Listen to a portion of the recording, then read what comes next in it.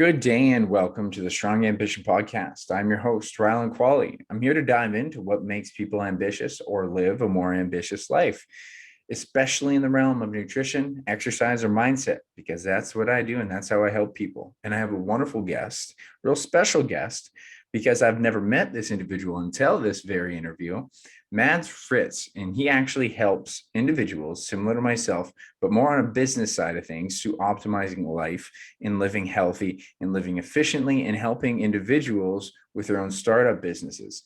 So he hits a bunch of different real key points here. I'm going to dive right into this so that he can tell his own story, but it's a fascinating one. And we just barely uncover the surface of his story and how he's helping individuals. And there's some great key lessons as far as psychology and optimizing your health. So without further ado, here is Mads Fritts. Good day, Mads. How are you doing today? Fantastic. Happy to be here on the show. Well, thank you so much for reaching out. This is first time we're actually formally meeting, so this is pretty awesome. I usually have guests that I've met before, so this is kind of my first time doing a brand new guest here, and getting to look at your bio. You got a lot of information to offer. So, I don't do too much of a intro before. I like the individual to give their own story. So, why don't you tell the audience a little bit about yourself and even just how you grew up? Sure. So I'm an extremely curious person, and I've been that since I was a kid. So I drove my parents nuts with a million questions. Everything from like, why is a cow called a cow? Why is it not called a horse? Like, how did they get that name? What if I call it a horse? Is it then still a cow, or is it a horse? Like weird questions that my dad liked to entertainment today, about how like we were driving down to France and my brother was going nuts about me asking those questions, to tearing like taking the electronics apart, trying to put them back together, always coming up with a new, often bad idea to build or something else. So that was kind of my upbringing. I was extremely lucky that my dad was very encouraging of all of my crazy ideas, and my mom, she installed a lot of confidence in like whatever I did was absolutely fantastic. That's awesome. That's really cool. And so I do notice your accent. Where are you formerly from? I've grown up in Denmark, and I'm in Denmark in the summer times, and then I go somewhere warm in the winters. Okay, so what kind of places you go in the winters that's warmer? Ideally, places where I can surf. Surf and kite surf are two big passions. And last year I was in Dominican Republic for 3 months, and I'm going back again to Dominican Republic in something called Caparete. And it's just a beautiful little paradise there. It's something that's been a dream for many years to be able to structure my life in the way that I can go somewhere warm over the winters and both surf. And I was actually looking at notes today from a Tony Robbins program that I had went through, and it was so fun to see like he gets you to write down like your goals and where you want to go in life. And how the stuff that I wrote down like 6, 7 years ago, I read it up to my girlfriend, and she was laughing, and she was like, well, then you got your goals. Yeah, that's incredible. That's really cool. So you're growing up in Denmark, curious guy, and then what kind of led you into your field? What were some big moments for you? Started shifting your perception. Sure. So I played a lot of sports at a high level, and I was always extremely curious about like what does it take to become really good, and like yeah, who are the best? Like as a classic young boy, like looking at all the athletes as your idols. I had pictures of the big football players and so on. And then later in life, there were some challenges in people that were close to me that were really not feeling well mentally, and that got me extremely curious about like what is it that makes a happy life. So that became kind of like a guiding question for me, and a kind of a session to learn about whether it was Dalai Lama or found Tony Robbins at an early age, and many other experts of like what does it take to live a good life. So that's something I've been reading about since I was 14, 15 years old. And then when I got a bit older, when I got to 25, I started experiencing that health was not just exercising. There was a lot of other aspects to health that I needed to learn about. So that's kind of my way of getting into like the mental space and also the health space. Yeah, I love that. When you start becoming, like you say, you're curious, and that's really at that certain age where you're like, I just got to start doing this work myself and finding out myself. There's no, most of the best education isn't formal, right? And so I love that you went on that kind of Tony Robbins rabbit hole. It is quite a rabbit hole. He's quite a knowledgeable guy. So would you see yourself in some way as an ambitious person in that case, because you were really trying to drive yourself into these things? I think most people would probably characterize me as somewhat ambitious. I've become, I would say, more chilled over the years. I still have probably what most people say pretty big ambitions. I have a dream about impacting a million people positively within the next couple of years. A few years ago, I started a spreadsheet to actually write down the numbers. I found that was tried cumbersome and took too much time and effort. But in that way, I still have big ambitions about making an impact. That's great. So, and you know, it's an interesting question because quite a few people that I have on here, they won't even necessarily want to categorize themselves as being ambitious, but they are just very obsessed with their goals. And so, what do you think has kind of led you to become this kind of person? Like you said, you were curious. Did you have any other influences as you grew up that, you know, made you extra curious or really helped you foster this kind of mindset? So I think the curiosity, we're probably all born with it as children. And I think some of us are very lucky that our parents nurture it. Because I met a lot of people that were tired of all of my questions. I remember an employer as well. When I was working in the stores, he called me a question mark because I had so many questions for everything. So I think it's really important that the people around you are part of fostering and giving you positive reinforcement for that curiosity. So that was a very big part. And then I grew up in front of kind of like social housing.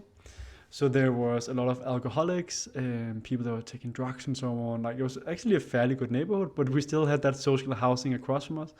So that also got me interested in like, what is it that makes people live that life? Like we were living in a nice an apartment, and our parents always told me never to judge people, and that these people as well had stories. And I still remember like one of the guys that had they told about how he was like a big successful business person with a family and so on. And something happened with a divorce, and I think there was something with some kids as well. And now he was sitting on the bench drinking beers. So that got me very like this was a person that had been super successful. It can happen was what I was told from my parents. They work with humans as well with people, so they're very come from a social upbringing of like don't judge people, try to figure out what's the root cause. Can you help them? And some people are just on their path, and you can give them a smile or you can try and give them some encouragement, but sometimes that's all you can do. Yeah, I really appreciate and love that mindset of someone else has a story, no matter how tragic their life inherently seems. You know, it's you can look at someone and have an opinion and say, ah, life choices, but really you got to ask yourself, is it life options? You know, every human is usually trying to do their best for what they know and what is given to them. So I think that's such a positive influence. My mother was the same way. She always said, you know, you got to ask where they're coming from no matter what the scenario. And I think that is a very, very powerful one. And I love that you have this mindset of, you know, how can I help them? And so with this mindset, where did that lead you? So where did this end up taking your career? What were kind of some of the big shifts you decided to take? Sure. So kind of like the fast track through my CV or kind of like some of the stuff that I've done. I went to a business school where I both studied psychology and business. I love numbers. I think it's amazing how you can get clear on like understanding stuff, which numbers give more clarity. But I also love the much more complex part, which is really psychology and understanding humans. So I studied the bachelor and also studied a master at Copenhagen Business School and took a semester at Harvard where I studied some psychology. So that got me deeper into the rabbit hole of what drives us as human beings. And that further took me to management consulting in Deloitte, where I was working a lot as well with performance management, high performance cultures. Like, again, what drives people? How do we make sure we set up the right incentives and we do something that builds people up and not just hit them in the head? Further into actually building a startup and suddenly having to learn to lead people in a different way than just making slides and Excel sheets. It's much easier to be an external consultant than actually doing it yourself. Well, yeah, no, that's huge. So I'm really curious about the psychology. because I did kinesiology, I even did nutrition. And then after I was done those two, I was like, wow, I wish I knew psychology. What were some really interesting findings through your education with psychology? What did you learn that was like maybe not common knowledge, or that was really part of your foundation now for helping individuals? Yeah, I think one of the first things that I learned was like we many of us view reality as this is how it is set and it's fixed, and our reality is the right thing. But our reality is just one reality. We learn about social constructivism, basically meaning that we each construct a different reality. So when I'm saying one thing to you, you understand it out from your reality. And just a simple way of thinking, like many people think like their reality is the only right way. So understanding that we're all different, and also that we create our own reality and our own understanding. So we're meaning creating people. There's Viktor Franklin's famous book, Man's Search for Meaning, which is being cited so many places, which is talking about going through concentration camps and so on. And we're really human beings that try to create some kind of meaning through stories. So understanding that part and what are the stories that we're telling ourselves is one of the key things. Because most people have a story, at least most interesting people, right? They've been through some hardship. It might not be something that they tell you straight up front. They might also want to protect people, that they don't want to kind of share the stories of people close to them, how they felt really bad. But many people have a story, and that story can either be the story that destroys them or builds them up.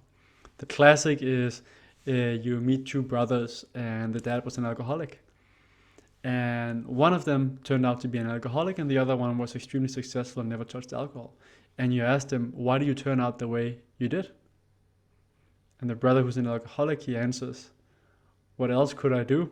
Look at look at how I grew up. And the guy that didn't drink says, what else could I do? Look at how I grew up. Didn't want to be like my dad, right? So it's the stories that we tell ourselves, and we can use as empowering or we can use as disempowering. I think that's extremely powerful to figure out. And that's not to make issues smaller or not important, but it really like how we use those stories is extremely powerful for where we're going to go going forward. And once you can make the challenging story empowering, like a man searched for meaning, the reason why he could survive and what he found was he believed his mission was to survive these concentration camps, so he could tell the stories of what happened, so humanity would never go through something like this again. So he had he saw death, he lost his wife, his kids, horrible things, but he found some kind of meaning, and that is one of the key things for us to stay sane in this absolutely crazy world. The power of stories is so underrated, and I heard it from Jordan Peterson. There was an excellent debate with Jordan Peterson and Sam Harris about morality and religion and all that stuff. But what he had discovered, or he had described, was so like, to me, you hear it a lot, but the way he described it was so well, because it's like stories are the innate instinct of explanation. Stories are a mechanism for humans to understand life. Whenever we want to say, well, here's an example, you just used one, you just created a story for us, so we understood the whole concept that you're talking about. And so once you give a story, you give an understanding, and then you actually understand the construct. Now, without the story, it doesn't feel human. So I really love that. And on top of that, you're talking about getting away from the victim mindset, or is it happening to me, or what can I do with what's happening to me? Those are two very different ways of looking at reality. I think we get caught up in our own reality. We get caught up in this concept of, this is what I see, this is what I feel, this is the way it is, versus this is your interpretation. And I talk about this a lot with people. It's this idea of self-awareness. I think, therefore I am, like, being aware of, like, you can step away from that emotion and that whole concept of what's happening to you, that 2 degrees of separation. You have the experience, but then recognize that experience. And I had another guest on recently where that was her biggest tool, where she was starting to recognize her emotions, and that's what got her out of depression. So what are some tools that you help with individuals utilizing this strategy? Do you use meditation? Do you have some sort of practices around that? So one thing is just becoming aware of it is the first step. So basically, like, what's your story? How can you make it an empowering story? Like it's quite simple actually, right? Like you're telling this story, okay, what if this had to be an empowering story? Like what would that mean? How is this making you special? I actually talked to a guy earlier today who has a kid who's handicapped, and so he wasn't complaining about it, but it made him the man that he is today. It made him empathic. It gave him the drive to do different things for his family, right? So he had already found the empowering meaning in his story. So basically, try to rewrite your story, become the owner of your story, and take ownership of it instead of be the victim. That's one very simple thing. And then another thing that really helps is also like the words you use. Right. Yeah. Trying to make sure that they're more positive, the way that they reflect on you. Like I have heard a psychologist talk about this. It's because there's so many self-help books that talk about habits. What about your habitual thinking? What is that doing to you? Right. So you really get people to reflect on their words. Yeah, the words are so powerful. And then habits, as you're saying. I'm coming out with a new book soon on habits, and that is driving so much. Like, it's also the habit of how you're thinking. So I started reading Tony Robbins, and I started practicing and practicing and practicing. I write down a gratitude journal, and I've been doing that since 2013. It's the practice and the habit and rewiring your brain so that you start looking for the positive. And it's very important to put in here. This is not just like positive bullshit and like don't seeing reality and so on. Like positive psychology is basically the study of how do you live a good life. And one of the things that we look at there as well is that it's perfectly human to have emotions, also negative emotions. There's only two kind of people that don't have negative emotions. Those are psychopaths and dead people. And you don't want to be either of them, right? So it's like if you have negative emotions, it's perfectly fine. You're a human being. Fill into what signal is that sending you? Why are you having these negative emotions? Figure out what that is. Allow yourself to be sad, like you lost someone or you broke up with someone. Allow yourself to be sad. But there's a big difference from that and then only seeing the negative and being dwelling in that for weeks of a month. So a gratitude journal also helps you see more of the positive, especially when we have the news all the time that are so negative and everything around us. Our brains are made for us to survive, not to be happy. So we are also scanning more for more the negative. And that's why I like to stay sane and live a happy life. Such a simple thing as a gratitude journal is super powerful. I really appreciate that. Now, I will say that I've tried one, but I don't stick with it. Now there's a bit of a reason here, and I'll give my backstory. It's just that, so my mom was the most positive influence on me because my dad's like an old school farmer and he's actually super negative, no joke. And so they're a wonderful match for each other. You got the positive and then you got the world's against me. But I always listen to my mom, especially because she actually helped me when I got into being a goalie, and I was a goalie for teams that weren't winning hockey, right? So I had to stay positive, and I'm not kidding you, being a goalie made me so okay with that story being positive. It's like no matter what, the next puck matters, right? And so I got this mental constraint of gratitude.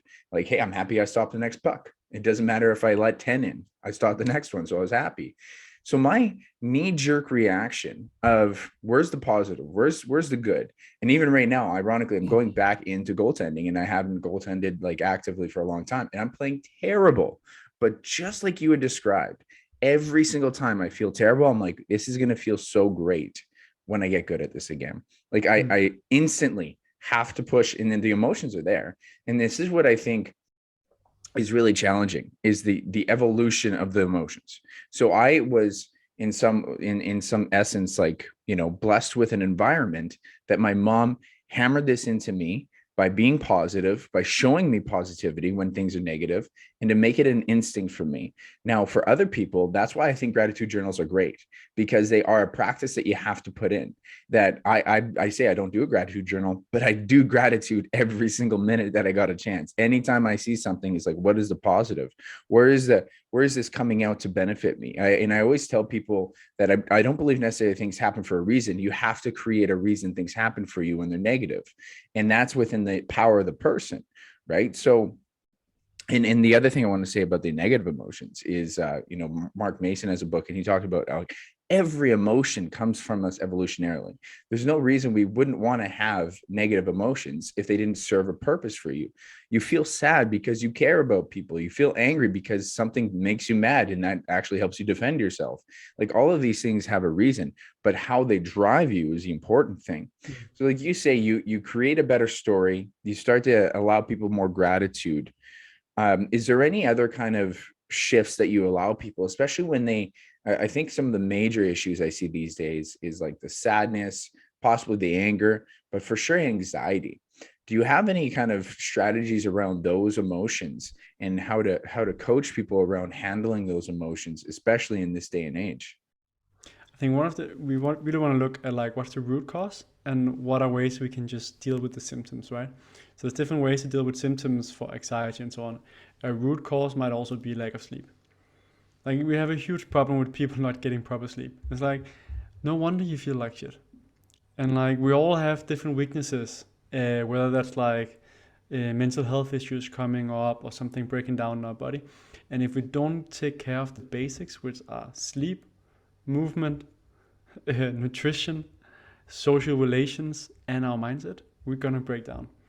And too many people don't get a good sleep routine in. So I think that would be one of the first place. And then someone might become anxious about sleeping enough. Then there are different tools that you need to focus on. So I would really look at like where on those spectrum of those five fundamentals, which ones are you thriving on, and how do we raise some of the others so that your baseline is more resistant to like meeting challenges and so on. Yeah, I really appreciate the sleep one. The sleep is, I think, from what I've seen in the health fitness space within the last 5 to 10 years, and for sure in the last five, it's like every other person saying the word sleep finally, which is great. There's now sleep professionals, which is like, you talk to people 10, 20 years ago, be like, that's not a job. And it's like, actually, it's so going to serve your job, right? It's going to help you live your life better. And it's a great analogy my old mentor had given me. If you imagine like a running stride, if someone's sprinting and you imagine that real powerful push out that you slam the ground, right? So sprinter, like you got Usain Bolt. Well, his knee has to drive all the way up, right? He has to completely recover that knee, right? That's your sleep. That's your recoup. That's like, you want to have another big stride. You want to be powerful. It takes that recoup. But if you don't, it's going to be a shorter stride. And Mm. when you use that analogy, it's so much more tangible for people. It's like, oh, I'm actually not pushing out as much as I could each and every step, but it's still a hard sell. So this would be my next question. When you meet resistance from an individual's behavior change, are there any specific things that you see kind of routinely work? Like, I see people that, to me, it's a lot of value and belief. Like that's kind of the thing I always say is like, if you value what you're doing and you're spending your time with, like, it's, to me, the most important thing in your world is your time on the earth. It's one thing no one can actually take away from you unless you give it to them. And if someone's like resistance to exercise, doesn't want to go to sleep on time, doesn't want to spend time doing understanding nutrition, all that stuff, like, how do you get over this resistance of value for spending time on these thoughts? Yeah, really good question. So there's several components as you're saying. Like one thing is, do they believe this is true or not? Like, do they believe sleep is important? If they don't believe it's important, you need to work on explaining whether it's finding studies or what it is that they actually believe in, right? I love to see studies that convinces me a lot more. Not everyone is that logical. Someone might be more emotional and need to hear stories about other people, how sleep helped them. So the first part is that they actually buy into this being important. And then the second part is finding the lever of like, okay, if the person now believes nutrition or sleep is important, then why is it important for them to improve it? Like, so they might understand like this is important for being the best version of yourself. They might be that they have a kid and you speak into like, okay, what kind of parent do you want to be? Tell me about that. What does that mean to be that kind of parent? Okay. What kind of parent are you when you don't get that sleep? Right. Right. So Yeah. you get the emotional attachment to like why do they need to change right now? What's gonna happen if they continue going down the road they're already doing? So like first you need to have the motivation, like the understanding and motivation, and thereafter it's about teaching the tools so they can actually succeed. because there can be a ton of challenges why they have a hard time succeeding with this habit. And that's really figuring out for the individual, like what is holding them back. Is it the lack of belief and trust in this works? Or is it that they're really bad at structuring the day? Is it they get stuck with Netflix and then we know what happens next episode, next episode. So like figuring that part out afterwards to help them if that's the challenge. Yeah, I think to me, it comes to that belief system a lot, right? So what I see a lot is most people, not everyone, but most people are actually all hard workers. I would say honestly, 90% of the population is. They just put their efforts into things that they need to do based on money and food. They're like basically money, right? Because Mm. money is so tangible, right? This is your time, this is your money, you're going to get food and shelter, right? Like that is just animalistic instincts. And especially from our former culture, if you look 100 years ago, 50 years ago, 20 years ago, that was still the main focus of life, you know? To me, and I mean, you can agree or disagree, but I think fitness has been like really uprising in the last 2010, right? And, you know, jogging was legitimately an invention in about the 50s and 60s. So when you start to, and this is where I'm coming with my mindset of like, you know, Mm. old school people, my parents and stuff like that, they are putting in hard work. They will do things and sacrifice their time for work that's tangible. And then to get that belief, because even if you tell them what it'll do, they're like, oh, I believe it. But it's like, but you don't.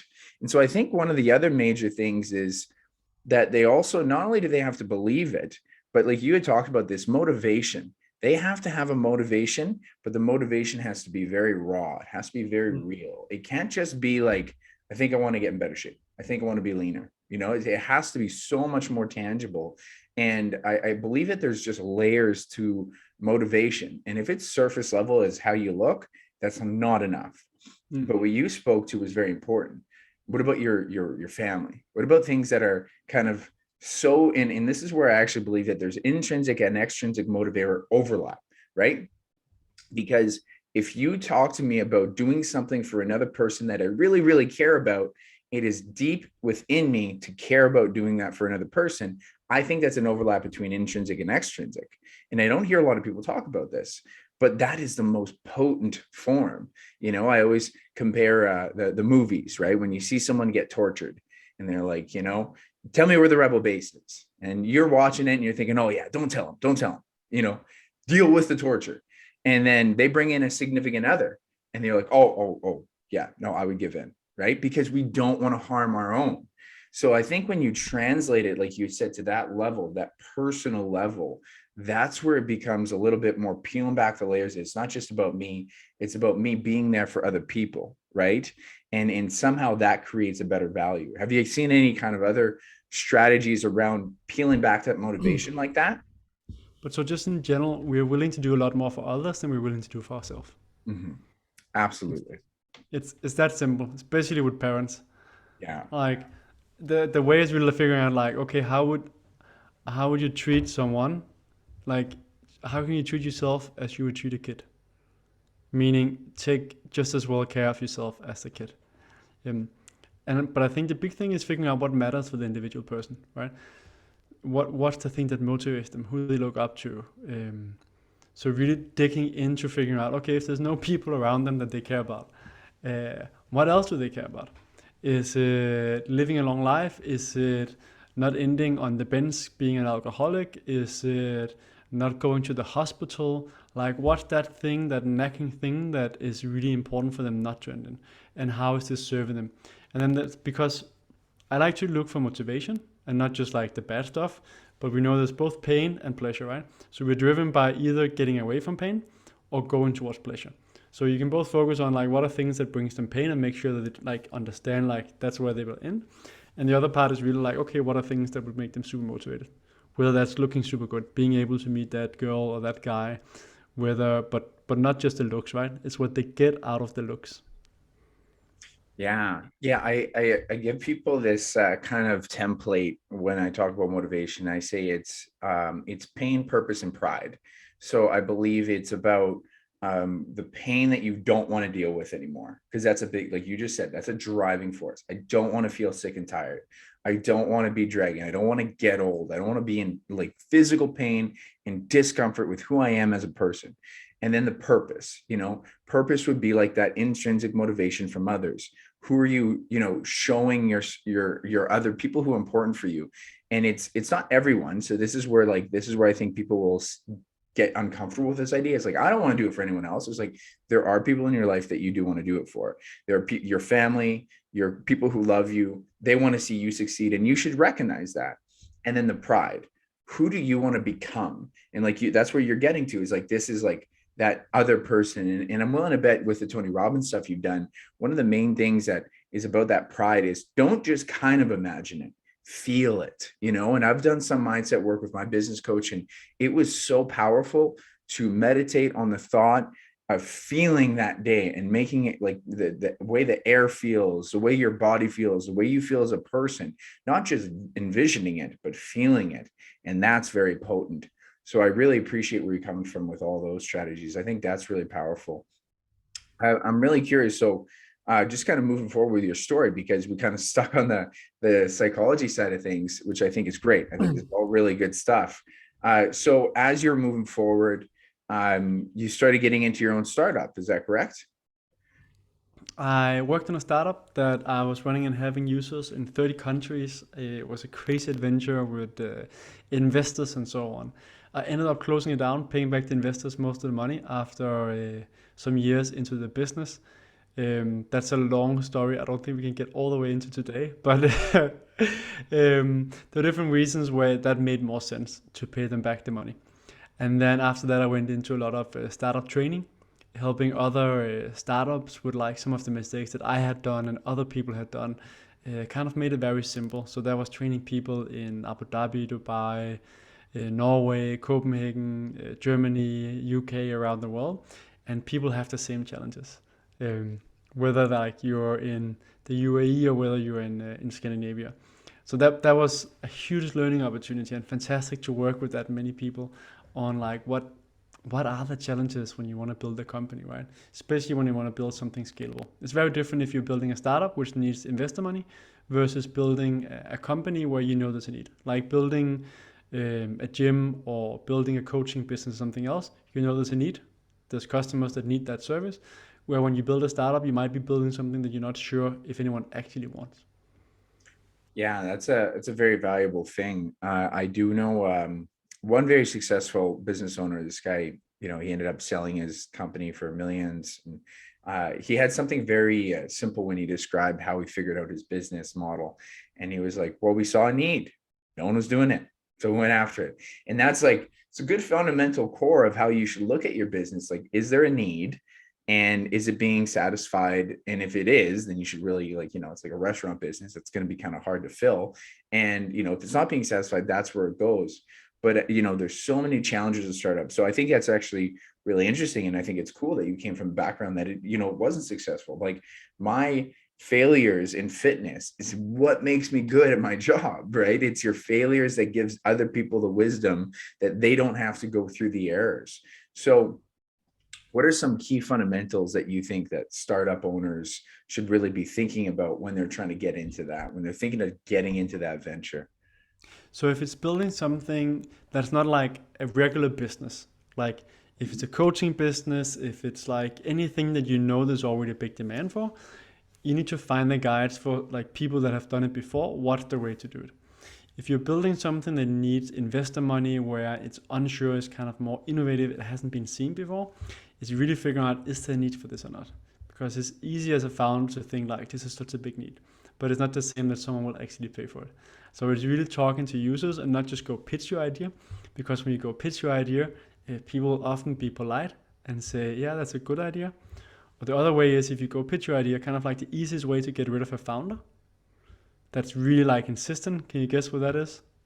No, what is that? If someone keeps insisting on their idea is just so smart, most people eventually will be like, yeah, now I get it. Please go away. Yeah.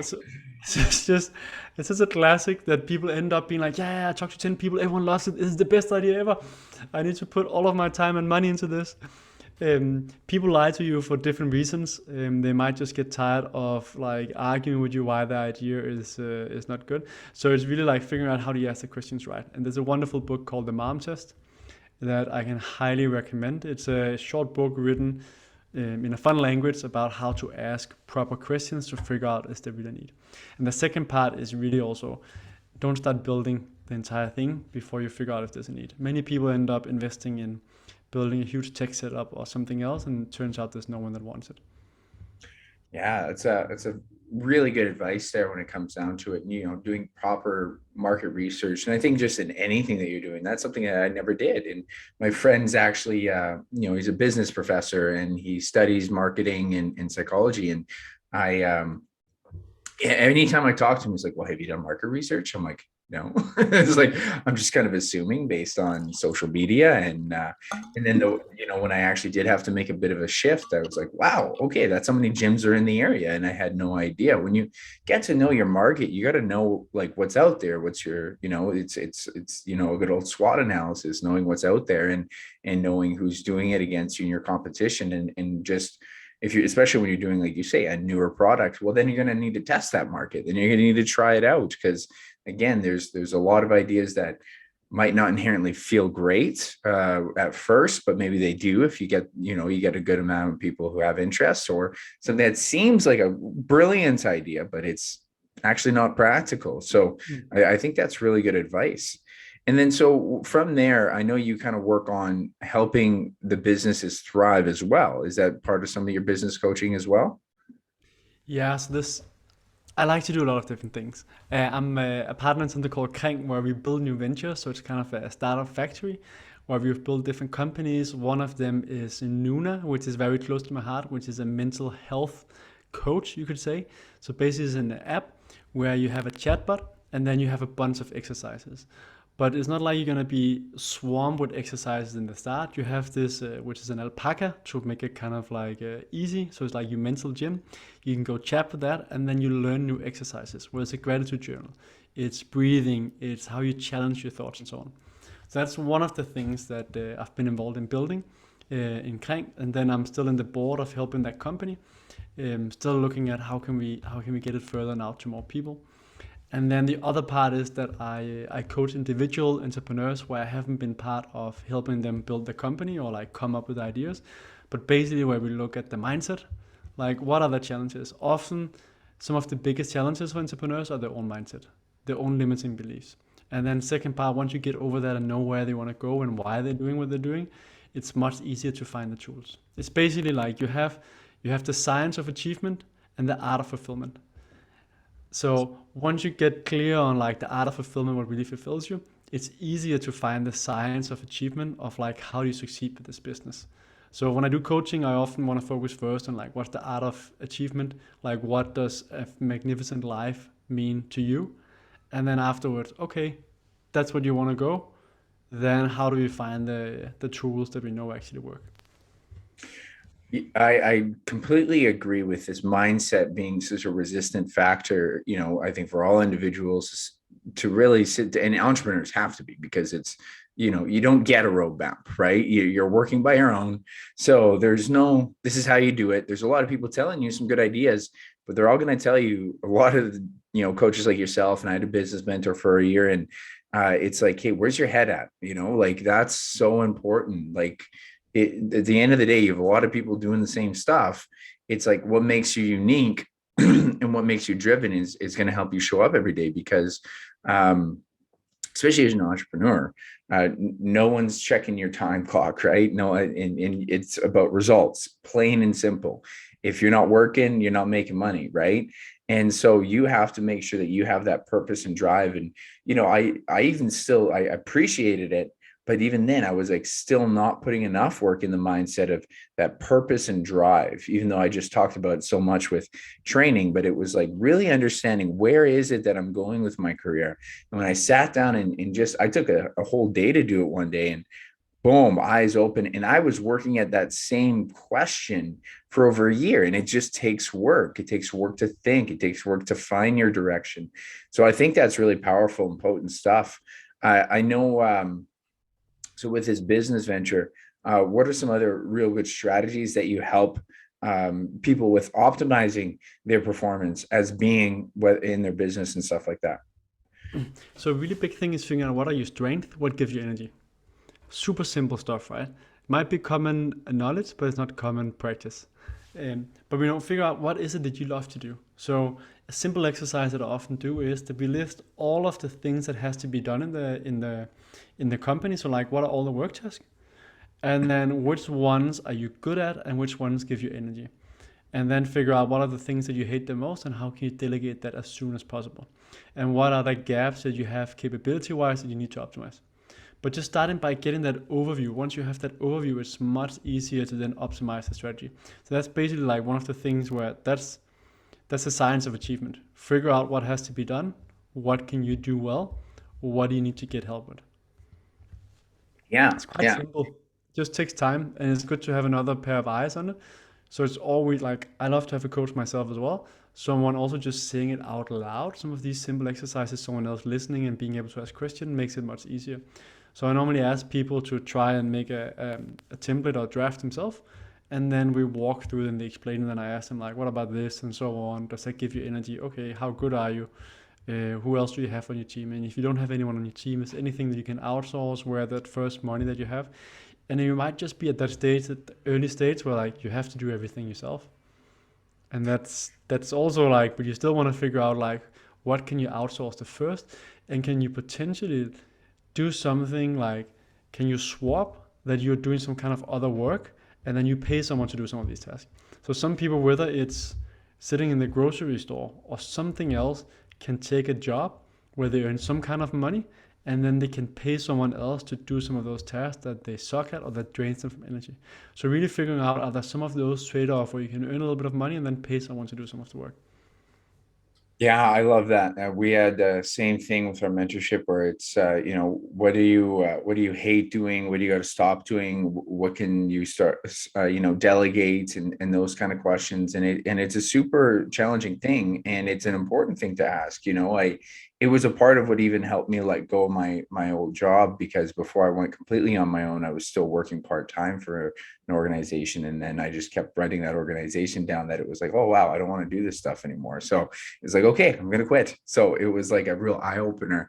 But the other big thing too is it does get challenging when you're in these startups and when you're in certain points in your business where it's like, I've even gone from delegating to not delegating, because Mm. it's like, okay, I gotta actually be a little bit smarter with my money. That's not within my budget, and that's okay. And like, I just have to know my energy levels. Like you had said, things that give you energy and things that you're good at doing, you cannot take those away from you. But how can you possibly set up your day where you're utilizing that strategy? So something I found is I front end the bullshit that I don't want to do, so it's done, it's over with. And then later in the day, the things that give me energy is talking to clients, creating content, and doing creative work in the afternoon. And I even remember hearing about research that says that creative work in the afternoon tends to actually be more beneficial. So I've been kind of doing that stuff. And I know you're a fan of the 80-20 principle. Is that correct? Yes.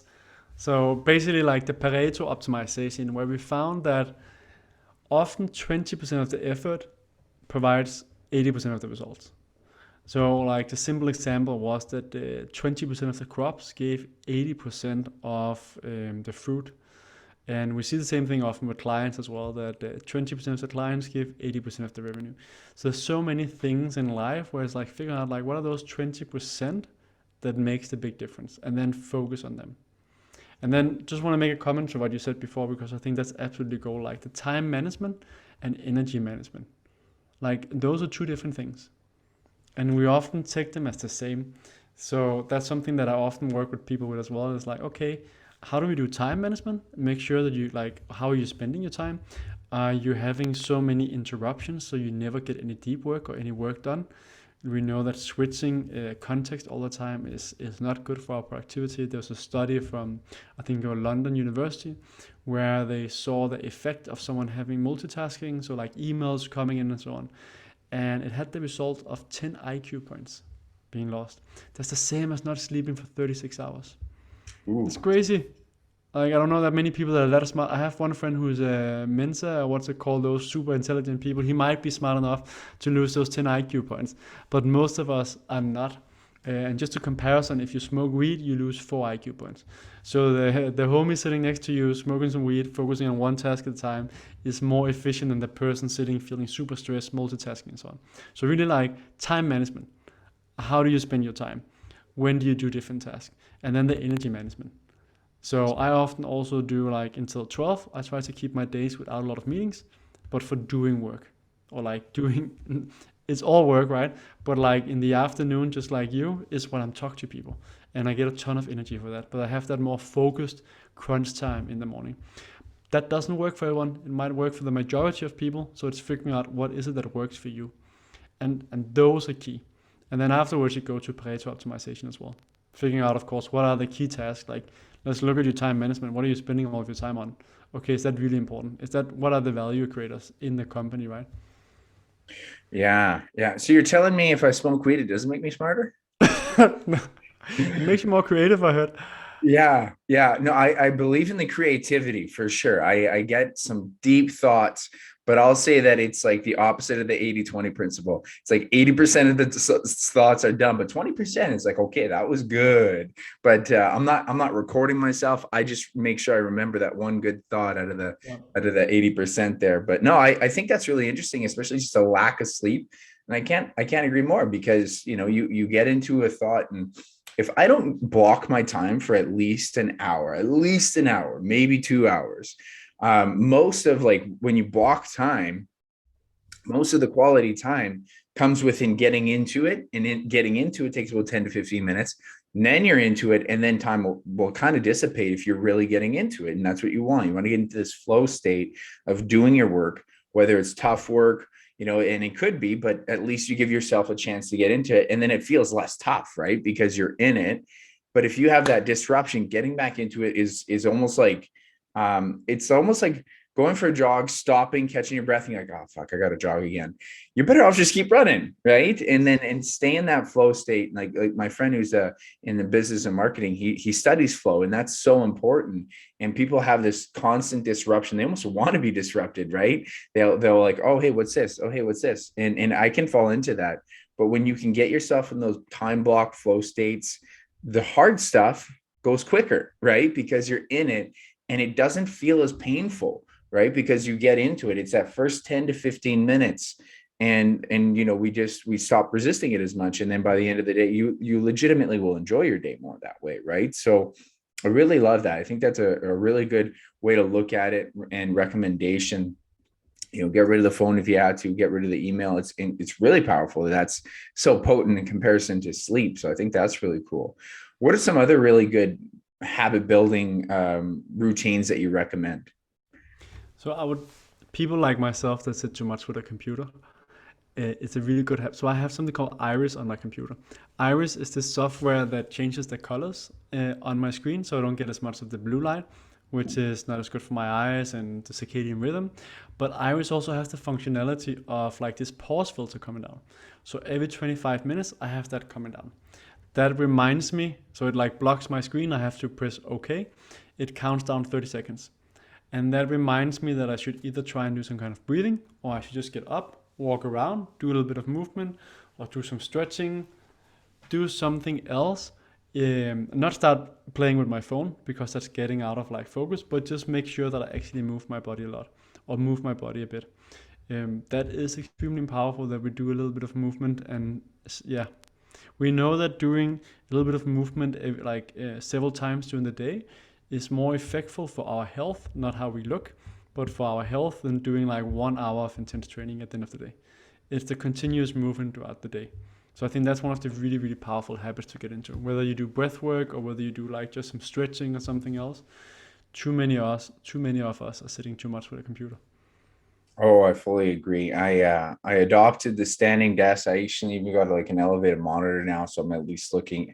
Before I was getting neck pain, but now Yeah. it's fine. I can stand there. And you talk about energy, like I intentionally sit there if I'm like, I'm gonna take a nap this afternoon. So I'm gonna sit for the first hour because it'll put me into a napping state. And so if I want to stay up all day, like you'd be surprised that you can stand a long period of time. The human body's actually made for it. And it's energizing that way. But I totally agree with the breaking up movement is so important.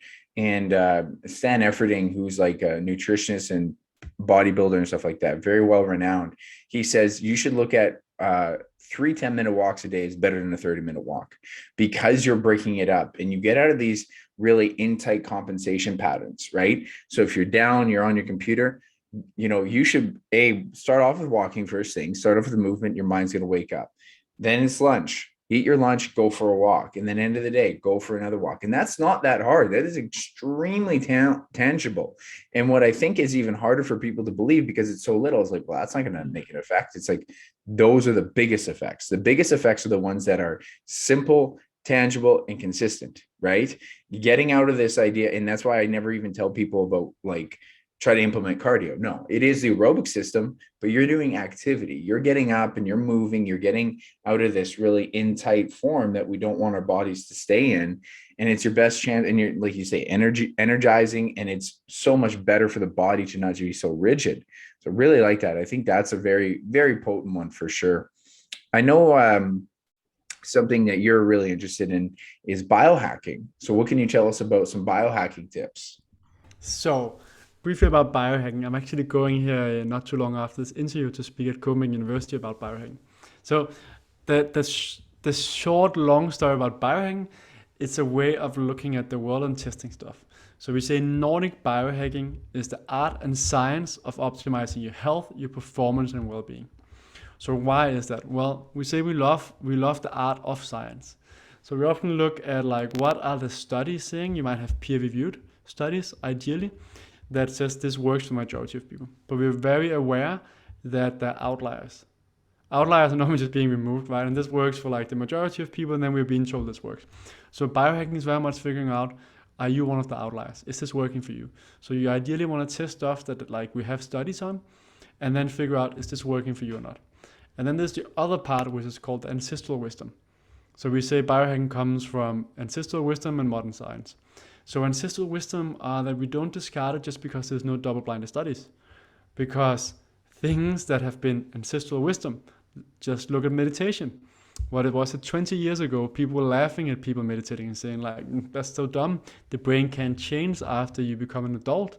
That's a scientific fact. We know that's a scientific fact. Those people are idiots. Like, how can they sit there and think that just sit and thinking is going to do anything? Like, those people are so unscientific. They are so dumb. They're crazy. They're quacks. Everything else, right? Now we just know that they were right. Like, it turned out that meditation is extremely beneficial. That can actually change your brain physically. We now have the ways to actually measure it and have now done some of the research. We have fasting that's been like a tradition throughout generations as well, that we now know is extremely good for longevity and other things. So we also look at what are some of those ancestral wisdom, but it's just really important that we speak about, is this something that we have double-blinded studies on, that we know works for like 90% of people, or is this like an ancestral wisdom hack that you're gonna test, and then you see, does it work for you or not? So that's kind of like the big thing, like the framework for like biohacks, and then selecting what do you want to test. It's not necessarily putting chips in your hand. That's not the side of biohacking that I'm a big fan of. It's more like both using technology and nature. So whether that is you getting a blood test, so you know what you should actually supplement with, instead of just thinking that you need some kind of supplements, actually figuring out what does your body need. So I figured out that I needed more B12. So I'm supplementing with B12. I'm supplementing with D vitamin as well. We know that the majority of people in Denmark need that in the winters. So I figure out what kind of supplements should I get from having a doctor that I meet with to take a blood test. Another thing is doing, and sorry now I'm going fast, but a continuous glucose monitor, which is measuring your blood sugar. So figuring out how are you actually reacting to food. We have this glucose kind of system where we think like how different food is reacting generally to the body. We now know though that that's too simplified, that it depends on who you are as a person, how much sleep you had, how stressed you're feeling, how much you moved and so on.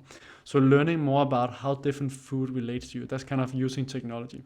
And then you go back to again the natural part, which is especially in the Nordic, we are huge fans of all the natural stuff you can do, right? You do fasting, it doesn't cost you anything, it saves you time. You go out and get natural sun in the morning. We know that increases your melatonin production for your sleep, so you're going to sleep better. double blinds for or curtains for your bed. We know that a really dark room is important. We know that like 18 to 22 degrees of not Fahrenheit, Celsius is a good temperature to sleep in. So both all of the natural stuff that you can do, grounding, we know that there's not as many good studies on grounding, but grounding is going out, taking your shoes off, just standing in the grass. We know that intuitively as kids, we love that. Kids always take their shoes off and want to be there, right? And most of us can go out and we feel amazing when we do it. There's some few studies now also showing that it lowers inflammation. It's one of the areas that's more emergent science where we need to see more good studies, but there's definitely like early studies showing that this is good for us. So the quick thing is like Nordic biohacking goes into nature and technology, and it's so fascinating, both of them. And I can talk about many other technologies that are like the more cutting edge and that are gonna help us be able to live for very long lives. I love that. You know what? Because like you had in your description that you had the biohacking, but your definition is way more receptive. Like I think that makes sense. Like because I sometimes I think of biohacking as like, you know, I use the analogy for people as like because sometimes people have this approach of biohacking. I'm like, is hacking a computer really good for the computer? And so it can work, but what are you doing? But the way that you're approaching it is a little bit more of like, hey, we're trying to take what we have for science, and then we're also trying to take what we have ancestrally. We're trying to match it, and does it work for the individual? Like that last part there is so important. Like even the concept of fasting is like, yeah, hey, this can work, but it might not work for you. You might just not mentally be ready for this approach. Let's just get you, you know, eating some more vegetables first. You know, I'm not going to tell someone who has a terrible diet and eat McDonald's all the time, it's like, stop eating for 48 hours. It's like, that's going to be a bit of a shock, right? So I like this approach. And the ancestral wisdom is so underlooked. You know, the meditation's a prime example. I actually look at like how yoga had evolved over centuries of a practice, right? Just centuries of, we're going to breathe in these different poses. And then when I look at modern, you know, kinesiology and movement patterns and therapy, it's like all of a sudden I see someone doing a warrior pose, but they were actually trying to work in a split squat stance, lunge, and a T-spine rotation. I'm like, yo, these things are the same thing. So science is catching up to what these guys were doing for centuries. And so that ancestral wisdom is so important. And like you say, double blinds can't always be there. But at the same time, evolution has some proof, and there's somewhere you got to marry the two, right? And yeah, I love hearing about that continuous glucose monitor. I think all of this, I think I'll have to have you on a podcast again, and we'll have to dive deep into this because it sounds like you got a lot of interesting studies for us. So, and I know your time is valuable. So what I would like to finish off here is just a little bit more about where you're going with things now, and what's your most recent ambition. So most recent ambition is getting my book out on habits. I should get it back on Friday, the last proofreading, but there's a publisher in Denmark that might want to translate it. So I need to get that answer first, how many changes there potentially is going to be. But the ambition is getting that book out, getting it in the hands of a ton of people where it can actually help. It's a very practical book. So it's kind of like a workshop that you actually not just learn about like what to do, but like you do exercises. And then it's short. So like many American books are often very long with like long stories. I love those services where they take a book and make it into 15 minutes if you like have a busy day. So I tried to make the book as short as possible with like just the main things for like how to get started with habits. So that's the ambition, get that out to more people and not just get it out, but actually help some people with that. Well, that's wonderful. I think I'm excited. I'm gonna definitely have to take a look at that book when you get it. Send me the info, and I'm gonna definitely buy that book from you. So, you know, if there's any information as far as where people can find you and find more about you, just don't hesitate to plug your stuff. Sure. So growthisland.com. Growthisland.com, actually something I didn't mention. I have a podcast as well where I interview experts from around the world. So that's definitely a place on how to be the best version of yourself. It's doctors, psychologists, a guy like John Gray, the guy Men from Mars and Women from Venus. So many different experts on that.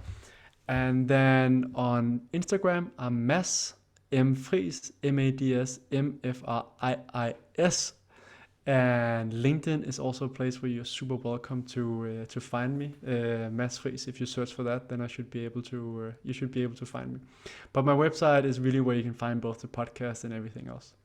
Perfect. All right. Well, that's awesome. Thanks so much, Mads. I really appreciate having you today, and I hope you have a wonderful day. Thank you, and thank you so much for having me on. I really appreciate this conversation. Thanks again to Mads Fritts. That was a really cool conversation. He's got a huge amount of knowledge in this stuff. So I'm certainly gonna have him on again, and we're gonna talk more about biohacking. I think we just got into it. So we're definitely gonna have a whole podcast on that. I think we chat for a while. We even chatted off there for another 10, 20 minutes. So we have a lot that we can actually get on this podcast later on. Hope you enjoyed it. Remember to share this with an individual that you think this might be able to help, because I think there's a lot of information here that can help people. Remember to like and subscribe. If you're interested in more information from myself, check out rqtrainingnutrition.com or my Instagram, rqtrainingnutrition, as I'm always trying to give more tips and tricks around living a better life. And other than that, don't forget, it's not about the pursuit of happiness, but the happiness within the pursuit.